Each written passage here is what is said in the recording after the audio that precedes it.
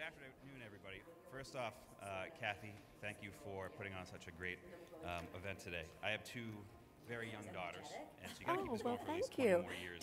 Are you one so of they can participate when they're young professionals as well.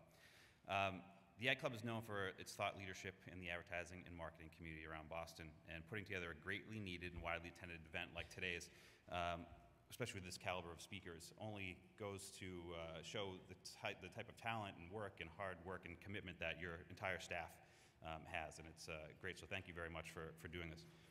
It's also a reason that we are very excited at Yahoo to help and participate with the 100-year anniversary this year. So we're all very excited.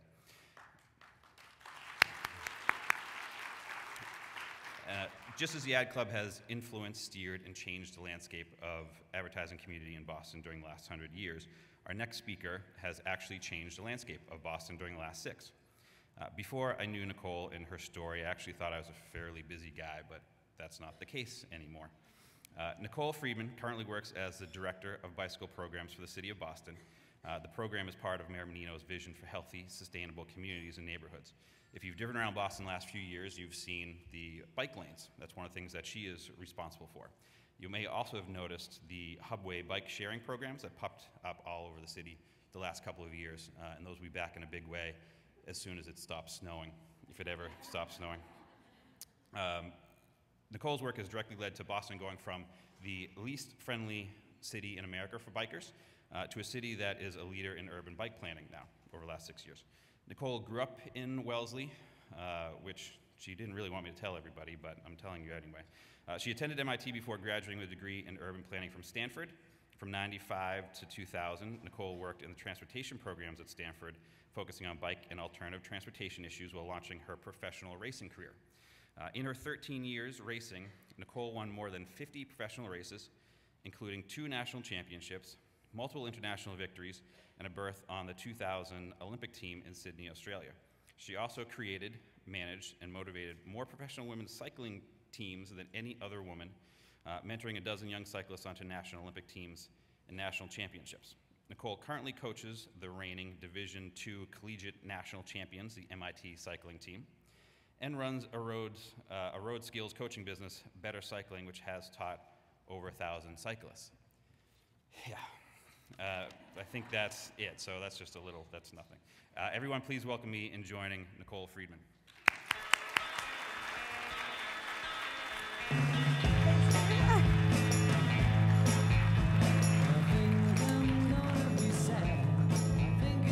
So, I have to admit I'm actually a little bit nervous to talk today. I've only spoken in front of a group this size once. It was the Collegiate National Championships in 2001. In California, and about 5 minutes before I went on, they pulled me aside and they said, Nicole, the original keynote speaker actually canceled. It was Robin Williams. Whoops. Someone had to screw this up, right? It was Robin Williams, and then they said, good luck out there. So anyway, I'm really excited to be here. I'm honored to be here. I'm particularly hoping I can get Martha Coakley's autograph. But it occurred to me I've had 2 really distinct parts of my career, and I think there must be some themes in there, so I thought we might explore those together. So we'll start from a little bit from the beginning. As a kid, I had a dream. I was going to make the NBA. It didn't happen, and I'm still trying to figure out why. But I wanted to be an athlete, so I switched. I ran for about 13 years. I joined the Stanford cycling team. And I just wasn't good enough. I was pretty much dropped and left for dead in many of the races, and it occurred to me, maybe I'm just not genetically gifted enough to be an athlete. Everyone else could do the same training and get faster. But on a whim, I joined the Stanford cycling team my senior year in college, and I fell in love. I got to ride out to the ocean, ride out to the forest. This was Northern California. It was great. I got to watch my grades plummet. And on graduation, I called up my parents and I said, Mom, Dad, I'm going to be a professional cyclist. And they were so excited. I heard the phone and it dropped to the ground. And they picked it up and they said, Nicole, get a real job. And I think I sort of understand what they were thinking. You know, the NBA, it takes a lot of poor kids and makes them rich. Cycling takes a lot of rich kids and makes them poor.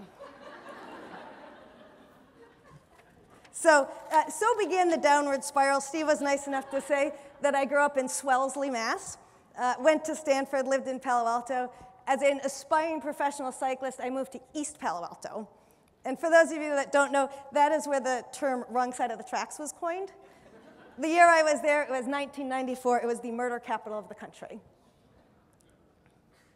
So aspiring professional cyclist, these are my actual results from my first year. Off to a promising start. The worst was around my birthday. It was May 21st. You guys can remember that if you want. And it was the national championships halfway through the season, and I said, okay, this is it. This can be where I turn my season around. So I managed to get myself in a crash in the first couple miles, and I pull myself up, and I'm still determined to do it. And I see a crash way on the other side of the course, and I managed to swerve my bike over and crash myself out a second time. So I was out of that race, and I was really down. I loved being a cyclist, and yet it just wasn't working out. I didn't feel like I was that great. I saw others getting ahead of me, and I said, well, maybe I'm not genetically gifted enough. I said I could call my parents. They'd tell me to get a real job. I really didn't know what to do. But I wanted to continue, so I took a step back and rethought everything. The first thing I did was fire my boyfriend as my coach. This is an all-women's group here, so that works out nicely to say. And I got myself a mentor. It was actually my chiropractor. And he told me, look, take a step back. You need to not train like all of the other professional cyclists out there that have been doing this year after year. And he actually slapped a heart rate monitor on my bike, set it to 140, which is about your heart rate when you walk, and said, go easier. And I said, look, I can't do that. I've got a race in 3 weeks. I need to be fast. I can't go slow. He said, look, you've got nothing to lose.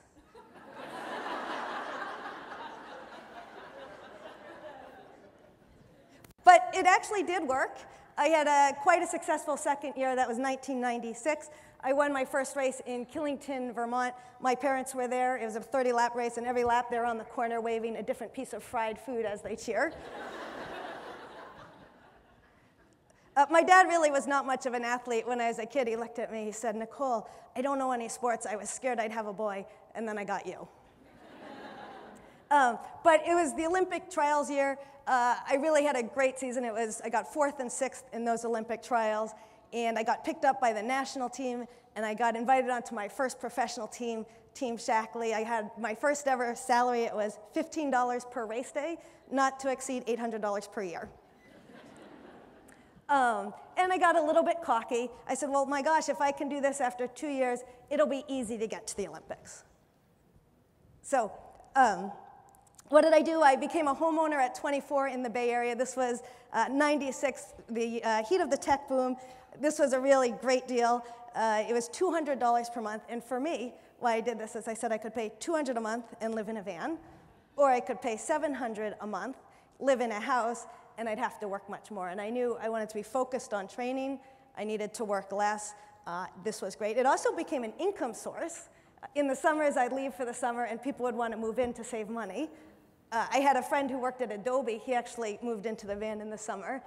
The ads, when I listed them, were great. They would say things like wall-to-wall carpeting, fully furnished, sliding glass door, skylights, and 4 new tires.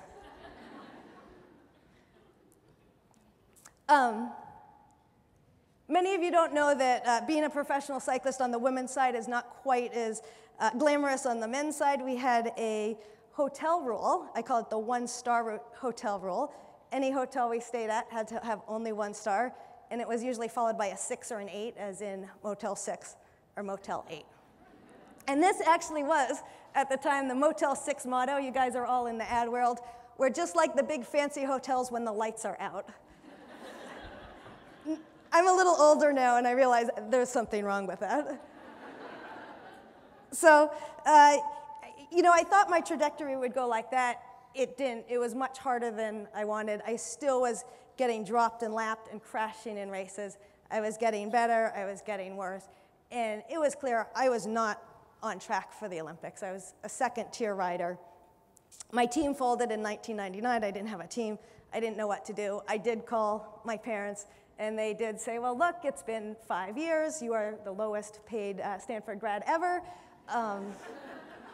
maybe it is time to get a real job. But I really didn't want to. I knew I wanted to go for the Olympics, and I said, well, look, let me take another step back, and let me put everything I have into it. And January 1st, 2000, I told my teammates, I'm going to make the Olympic team. And they kind of rolled their eye. They're like, yeah, you're a second-tier rider. And I did everything I could do.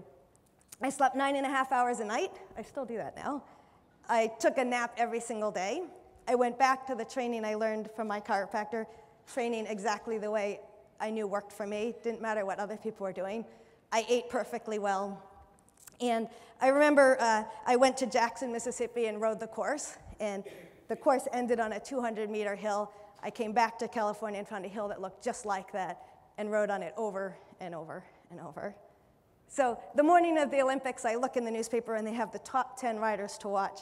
I wasn't on the list. I said, that's OK. I don't care.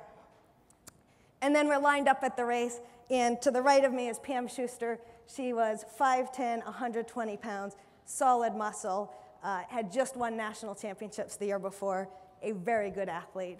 And on my left was Dee Demet Berry. Some of you might know her husband, Michael Berry, was Lance's teammate. And she had won 12 national championships in her life. And I knew that I was genetically not nearly as gifted as either of these riders. And I said, I've done everything I can to prepare. I'm going to go have a good race.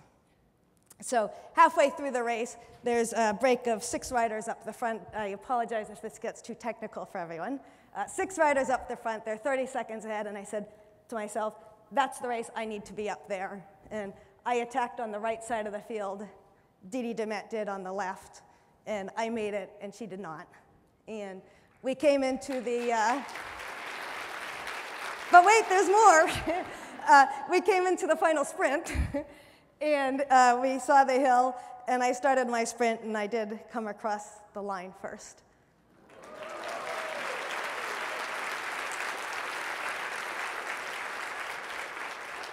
So then I said, oh gosh, maybe I'm going to be rich and famous now. Maybe I'll have a team. Maybe I will move out of my van. But as it turns out, I was all excited. NBC, I don't know if you know, they do those little 5-minute pieces for the Olympics. So they were going to do one on me, and I was all excited, and my friends and I are all lined up in front of a TV watching it. And before mine comes on, there's Stacy Drahila. And I don't know if you guys remember Stacy. She was awesome. She was the 2000 Olympics for women. She was the pole vaulter, won gold medal, had set all the world records, and her skit comes on first. And there she is. She's walking across a field in California with her pole vault or whatever those things are. And she's got her Nike sports bra and a 6-pack right here.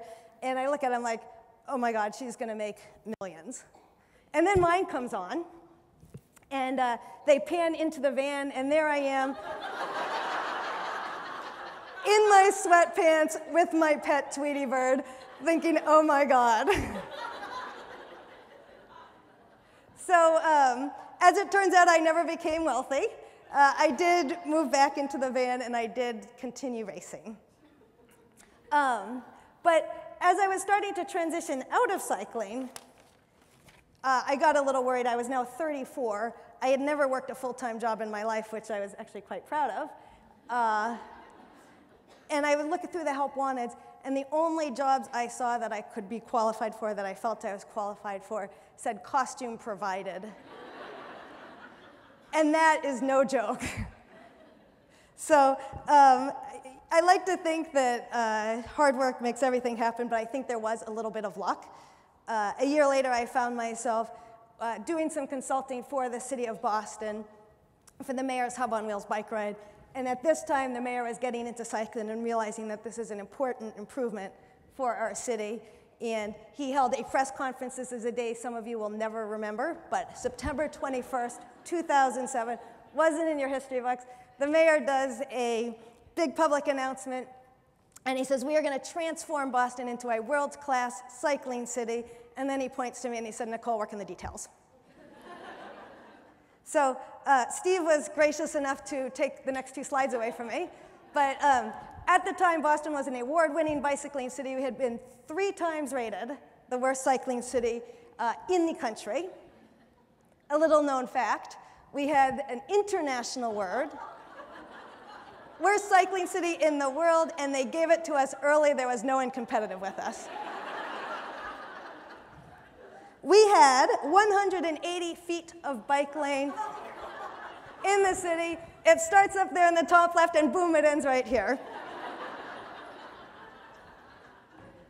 So I thought, well, what is my task? My task is to change culture.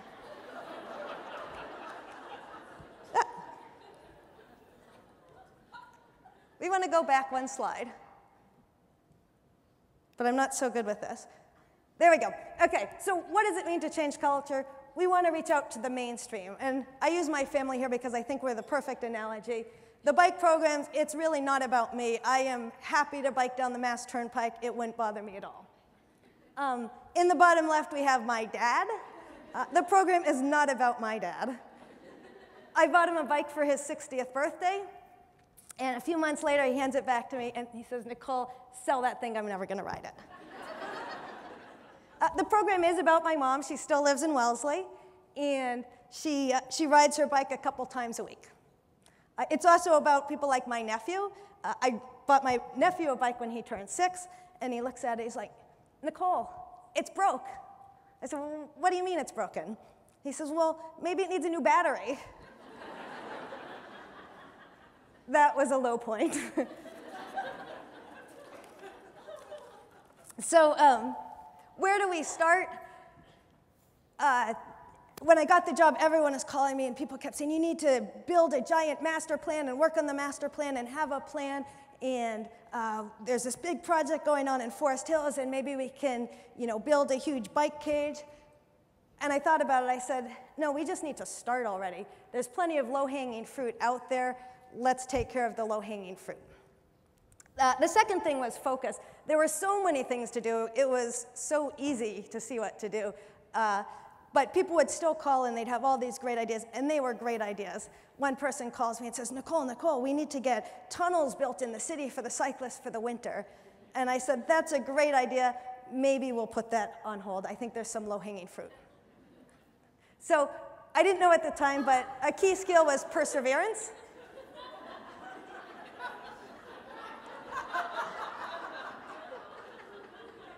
I don't actually have to say any more on that. And here I'm going to quote myself, plagiarize. And I always say, if I never have an original idea, we will be wildly successful. So we were the last city in the country to have a bike program. Everything had been done before. There were fantastic models of success. We never had to create the wheel. And to this day, I don't think we have done anything original. But what have we done? We did pick off the low-hanging fruit. We started by adding bike lanes, especially in the neighborhoods, and we chose areas where the streets were wide enough, where we didn't have to remove parking, and we didn't have to affect travel. And we built a lot of little successes. And then we moved into downtown. We said, okay, we can pick off a few harder ones, mostly easy ones, but occasionally here and there we might have to remove a parked car or two. For those of you that don't know, parking in Boston is a constitutional right. And then we took a bolder step. Massachusetts Avenue, I don't know if any of you have seen the bike lane there. For years, there was a bike lane in Cambridge. You hit the Boston line, and boom, it stopped. It had our highest volume of cyclists and our highest crash rate in the city for cyclists, and we needed to do something. And the mayor was really bold on this. We worked with the businesses, with the neighbors, and we said, look, we need to put in a bike lane here. It's going to be 70 parking spaces that we need to remove. We made it happen. And what we said is, look, how do you value the price of a cyclist's life against a parked car? It's been in for over a year. We haven't received any complaints. What else have we done? We have events. We have our annual Hub on Wheels citywide bike ride. It now has 5,000 people. We brought the first professional bike race to Boston in nearly 20 years, the TD Bank Mayor's Cup. One of the pieces I'm most proud of is our equity programs. For the mayor, for myself, we wanted to make sure that this program is about everyone in Boston. And that means every single person, regardless of income. So with the stimulus money, there was money available for work like this. And I remember writing this grant, and the words were just flowing off my pen, how we were going to have a program that donates thousands of bikes across the city to low-income residents and trains hundreds of kids a year. And then an unfortunate thing happened. We got the grant. And I thought, oh my gosh, I don't know anything about mechanics. If I have a flat tire, I take another bike from my basement, and that's that. What I did the one thing I knew best. I hired someone smarter than myself. And since then, we have actually collected, refurbished, and donated 1,700 bikes in 2 years to low-income residents.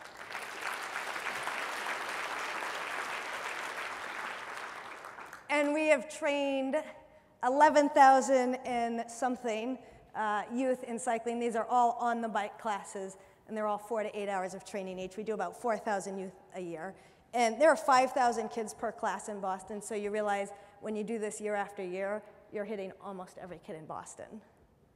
One thing we knew in Boston as well was it's hard to navigate the city, and we needed to come up with a clear, simple, elegant wayfinding system for cyclists. And we recently installed that downtown last year.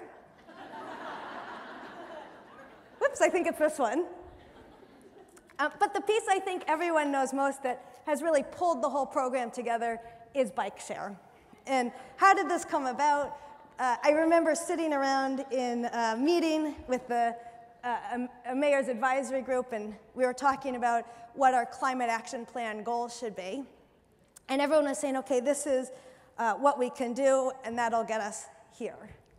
And I said, this is Al Gore's worst case scenario. We have to do better. And I said, look, we can't let reality get in the way here. We have to think, this is where we want to get to, and what can we do to get there? And in all the work I've done, the one thing I know that is absolutely transformative, that gets mainstream populations on a bike, is bike share. And Paris really popularized bike share in 2008, and it was unbelievable. Paris was just like Boston. They had a lot of traffic, there was public transit, and walking, biking city. They had 54 million trips taken in 2 years and 240,000 subscribers. It changed the city, and we needed to bring that here to Boston. So we started, and at the time I had talked to a bunch of different companies that could do bike share, and they were saying, oh yes, we can bring this to your city for free. And I said, oh yes, we'll take it. So I wrote a quick bid, and I said, we want your bike system for free, thank you. And we got a bid that said, we'll give it to you free, but you have to guarantee the revenue. And we said, don't know what that means, we'll take it. So then the lawyers get involved, and they seem to be stuck on this guaranteed revenue thing. And so as it turns out, we said, what does that mean? And they said, well, look, the revenue from users should cover the costs, but if it doesn't, you need to pay. And I said, that's $10 million. To a city, that's like paying $10 million. And they said, yep, that's correct. And so I said, well, that's not going to work, but I really wanted this to happen. And we said, okay, maybe there's another way. We said, why do you need the money? They said, we need a loan. I said, well, why don't we guarantee your loan? That would be $2 million instead of 10. And they said, great. And so I looked at the others in the city. I said, okay, I have to go raise $2 million.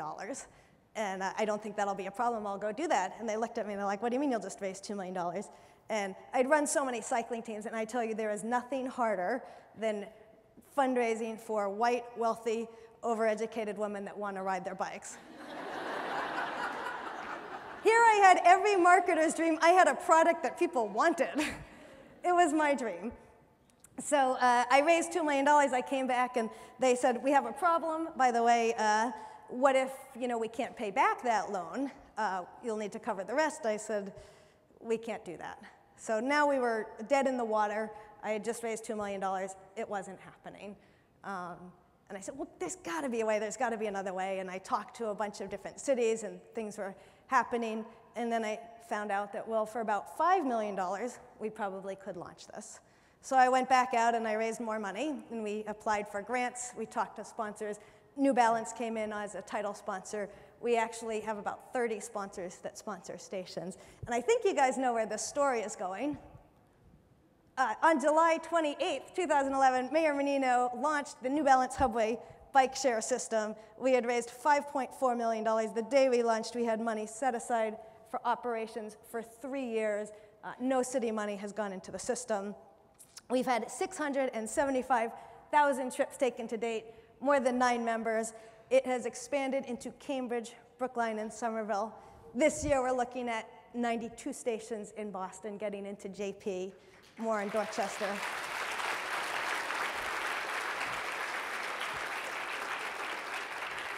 And one of my favorite projects, I'm hoping we can add a helmet vending machine this year. So overall, we have made tremendous strides. Boston is now a League of American bicyclist-friendly city at the silver level. We are the only city that has gone from worst to silver in 3 years. I can guarantee that because we're the only city that has held worst for so many years. We've seen a nearly 100% increase in ridership. That's about 83%. The last time I checked the rankings, we were finally in the top 10. In fact, we were second. The list was alphabetical, but we'll take it. So, and here we come to the hard part, is what the heck are the themes from today? But I love a quote from Ray Oppenheimer, a friend of mine. He was a 5-time US national champion. And his was that I was just delusional enough to believe I could succeed. And what does that mean? It reminds me of a study they did on Olympians. They looked at Olympians versus other athletes, and they found that in both categories they were perfectionists. But the Olympians were positive perfectionists. The non-Olympians were negative perfectionists. And what that means is for the Olympians, they see every single failure as one step closer to a success. And that is it. Thank you all.